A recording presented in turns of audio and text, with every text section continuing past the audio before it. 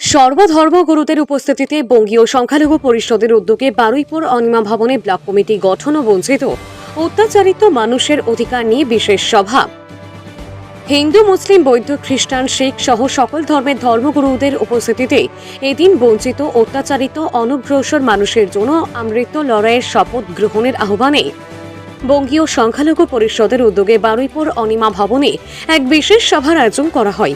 এছাড়াও Baruipur block committee গঠন, বিভিন্ন সংখ্যালঘু সম্প্রদায়ের অন্তর্ভুক্তি ও তাদের ইস্যু নিয়ে আলোচনা করা হয়।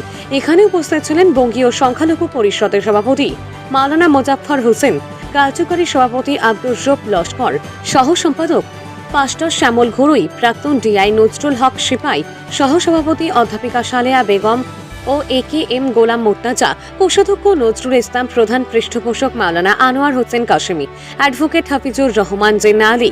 এছাড়াও উপস্থিত ছিলেন আইনজীবী শবনাম খাতুন, আম্বেদকরবাদী শান্তনু মোডল, রেভারেন্ড সঞ্জিত, মারিয়া ঘড়ুই, রেজাউল ইসলাম সহ বিশিষ্ট বুদ্ধিজীবী ও শিক্ষাবিদ, অধ্যাপক, অধ্যাপিকা ও বিশিষ্ট ব্যক্তিবর্গ প্রমুখ।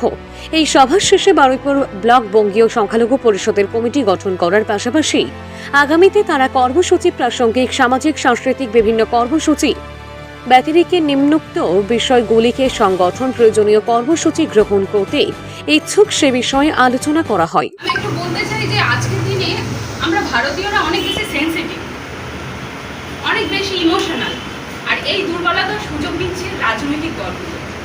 কখনো ধর্মের নামে আমাদের মধ্যে বিভেদ সৃষ্টি করছে, কখনো কোনো পোশাকের উপরে নির্দিষ্ট করে বিভেদ সৃষ্টি করছে। সম্প্রতি আমরা একটা ঘটনা দেখেছি মুর্শিদাবাদে, একটা নার্স যে হিজাব পরিধান করেছিল বলে তাকে একটা নার্সিংহোম, বেসরকারি হসপিটালে যে জব করতো, সেখান থেকে তাকে বের করে দেওয়া হয়।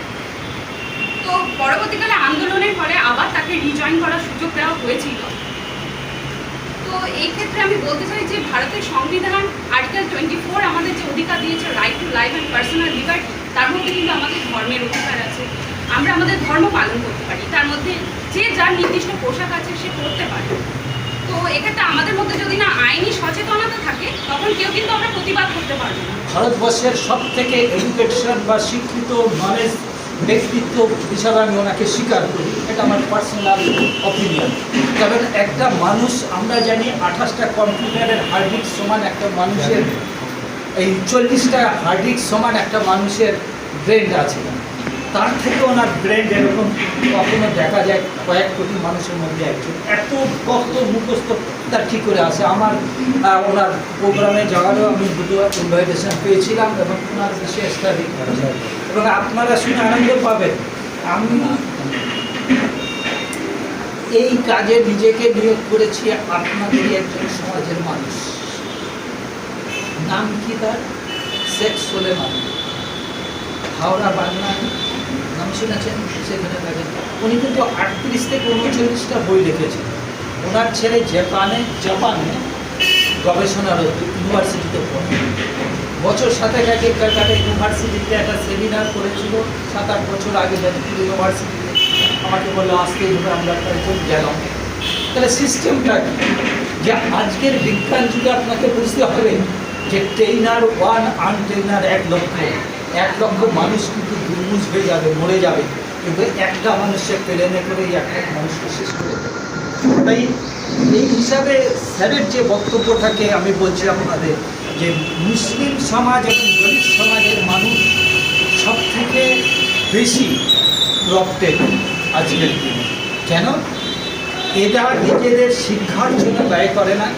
এই দলিত এবং মুসলিমদের, আমি কিন্তু ফ্রি মনে বলছি, কিছু মনে করবো না, যদি ভুল ত্রুটি হয় বলবো।